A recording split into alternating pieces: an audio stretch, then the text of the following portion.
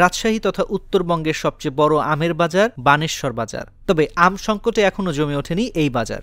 ব্যবসায়ীরা বলছেন আম পরিপক্ক না হওয়ায় বাজার জমে ওঠেনি। আশা ছিল গোপালভোগেই জমে উঠবে বাজার, তবে সেটি হয়নি।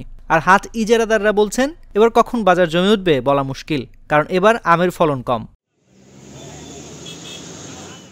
ম্যাঙ্গো ক্যালেন্ডার অনুসারে গত 25 মে থেকে জেলা প্রশাসনের ঘোষণা অনুযায়ী গোপালভোগ, লক্ষণা বা লক্ষণভোগ ও রানী পছন্দ আম সংগ্রহ ও বাজারজাত শুরু হয়েছে। তবে আমের ফলন কম ও পরিপক্কতা কম থাকার কারণে এখনো জমে ওঠেনি বাজার।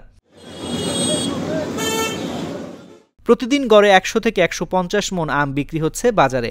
কৃষি সম্প্রসারণ অধিদপ্তরের তথ্য মতে গত মৌসুমে রাজশাহী জেলায় আম উৎপাদন হয়েছিল 19,578 হেক্টর জমিতে। এবছর জেলায় 19,602 হেক্টর জমিতে আম চাষ হচ্ছে। উৎপাদনের লক্ষ্যমাত্রা ধরা হয়েছে 2,60,315 মেট্রিক টন। রাজশাহীর অন্যতম আমের হাট জেলার পুঠিয়া উপজেলার বানেশ্বর বাজার ঘুরে দেখা গেছে হাতে আম আসছে খুব অল্প পরিসরে, তবে দাম বেশ চড়া। গত দুইবারের চেয়ে এবার প্রায় দ্বিগুণ দামে বিক্রি হচ্ছে গোপালভোগ আম। তবে এখনো জমে ওঠেনি এই বাজার। আবহাওয়া অনুকূলে না থাকায় আম পরিপক্ক হতে সময় লাগছে।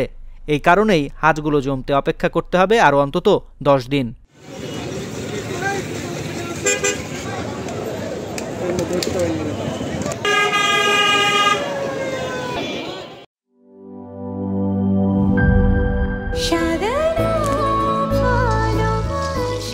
স্পেশাল মানুষদের জন্য মজাদার ম্যাজিক মশলা ফ্লেভারে মিস্টার নুডলস।